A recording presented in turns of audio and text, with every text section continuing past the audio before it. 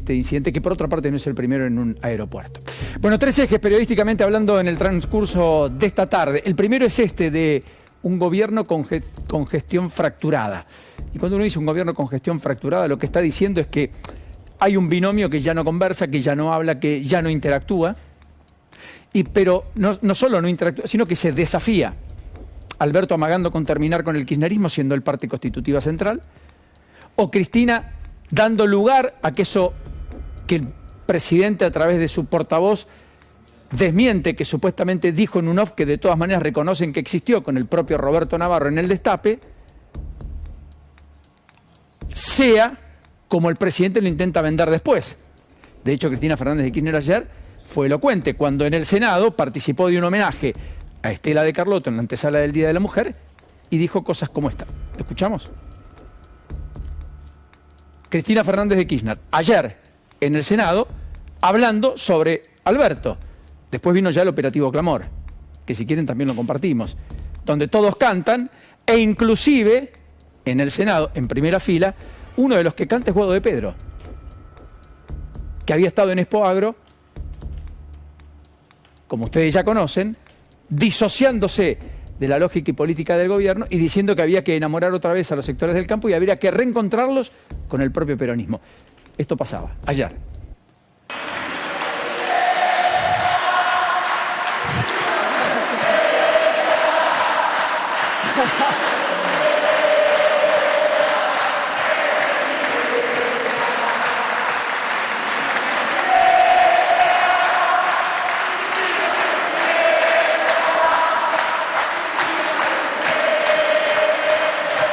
Bueno, allí canta Estela de Carlotto, allí cantan algunos ministros. Soria no tiene mucha fusividad, recuerden que en Río Negro es más Doñate que Soria.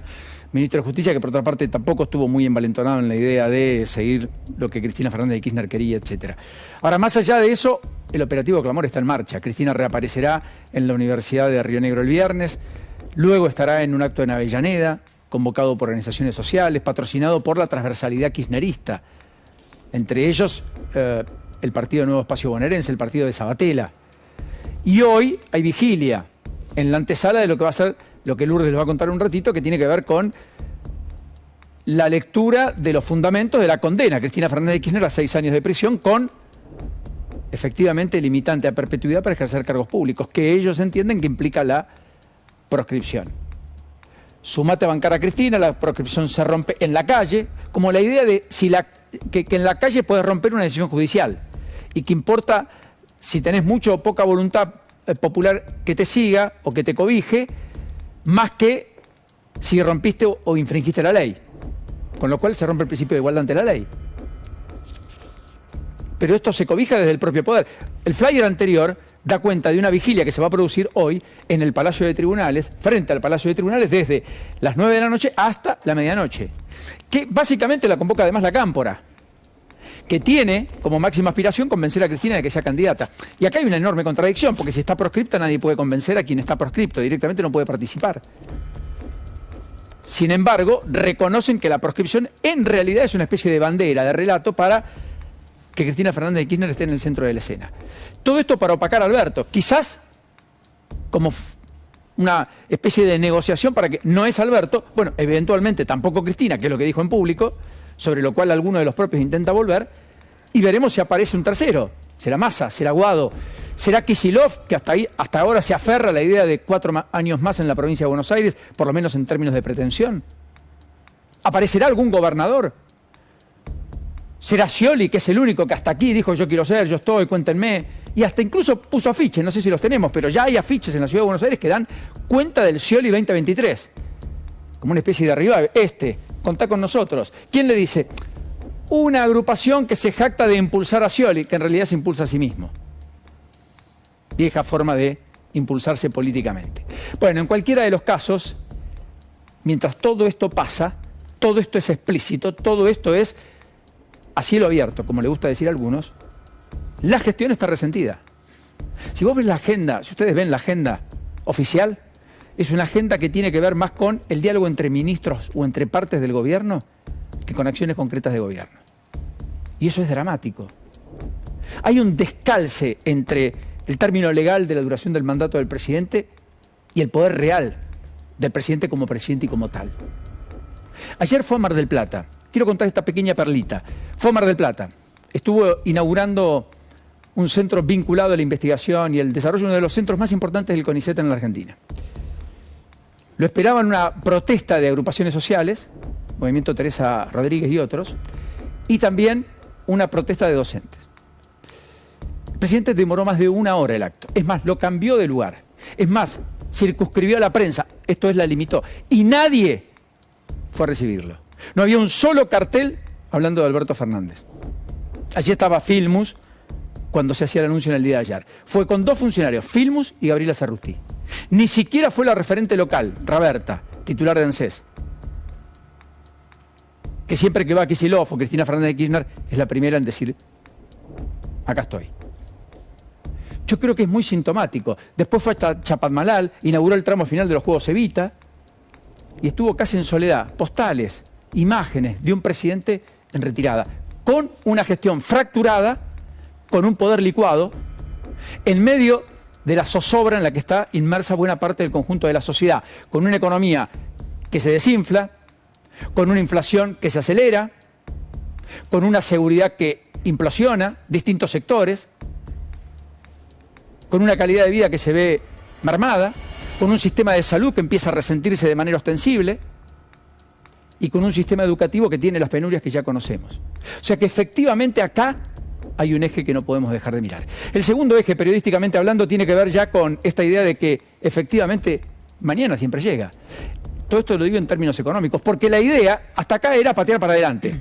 Patear para adelante los problemas, pisar importaciones y después vemos, pisar gastos, mejoramos el número fiscal y después vemos, patear para adelante con un canje de bonos por más de 7 billones de pesos, importante hasta incluso comienzo del 2025, a cambio de un seguro de cambio, y de que el bonista gana el banco, porque ajusta por lo que suba más, o la inflación o la devaluación eventual del tipo de cambio futuro. Es decir, perder no pierde nunca. Es una inversión segura, a la cual vos y yo no podemos acceder.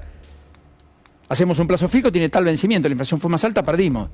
Compramos dólares, se quedó quieto, perdimos. Comprás acciones, alta volatilidad, no fue lo que vos pensaste, perdiste o eventualmente ganaste mucho. Pero es riesgo.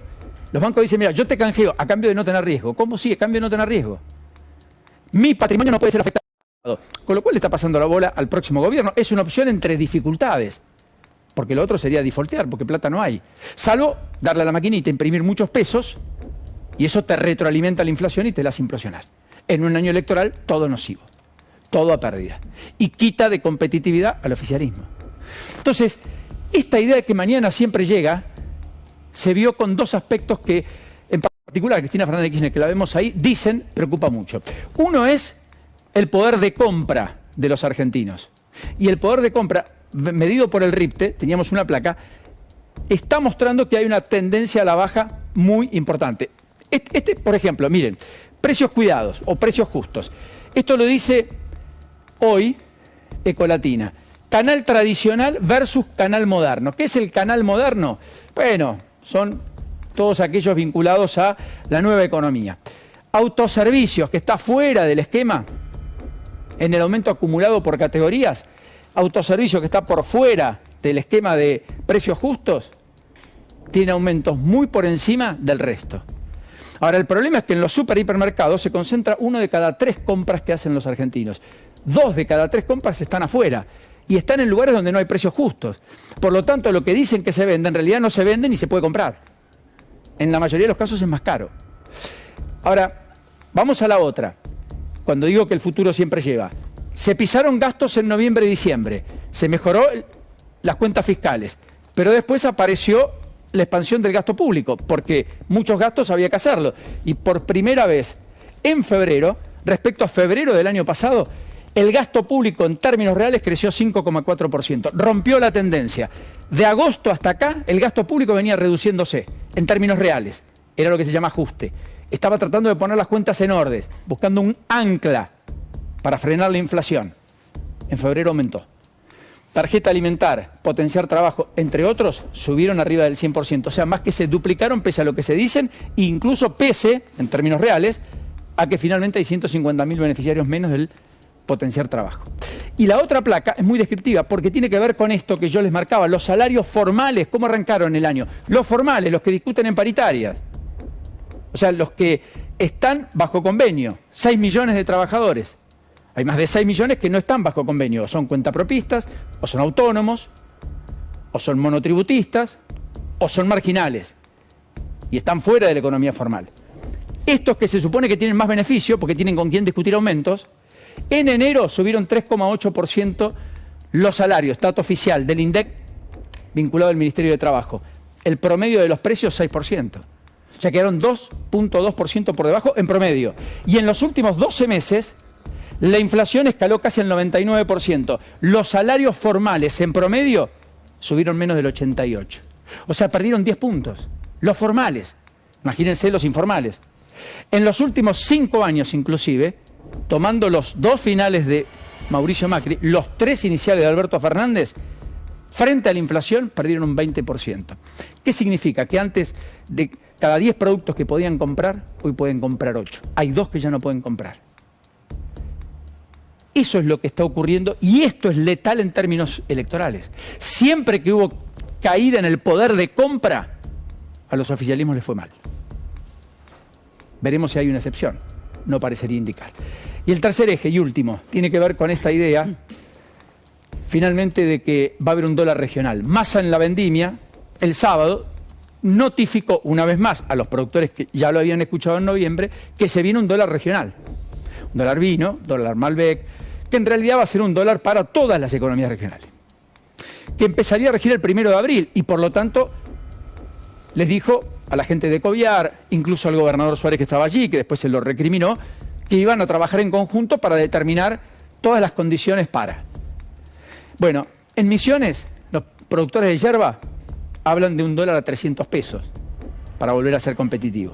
También estaría incluida la yerba. Peras, manzanas del Alto Valle de Río Negro, etcétera, que han tenido cuantiosas pérdidas. ¿Será 300 pesos? Porque el último dólar soja fue 2,20, pero quedó muy atrás en el tiempo con la inercia inflacionaria. Fue en noviembre. En consecuencia, ¿es posible pensar un dólar desdoblado, entre comillas, a 300 con un dólar oficial a 208, 207, que va a estar a comienzo del mes que viene, probablemente en 2.15 o 2.20?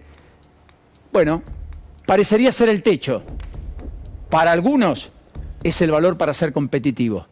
Imagínense el gap y el descalce que eso implica. Más allá de que el dólar paralelo, todos los dólares, el MEP, el contado con liquidación, el dólar, incluso paralelo, el blue, encontró un nuevo piso en los 3.60. O sea, inclusive, muy por encima del eventual dólar competitivo para las economías regionales. Carola Suárez, ahora